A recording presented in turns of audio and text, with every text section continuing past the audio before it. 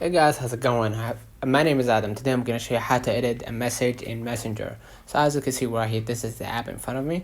Let's say, for example, I posted a message, right? Let me go and say that person, right? And let's say, hi, how's it going, right? And I forwarded that message.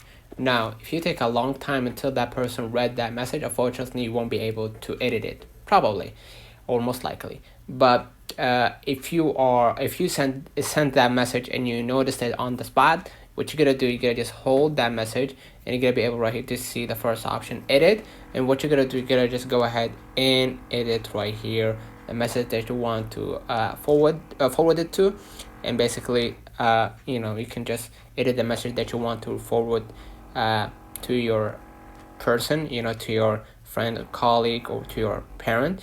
And then basically and just right and just type your whatever, add or remove the wrong item, and hit the check mark right here at the bottom right.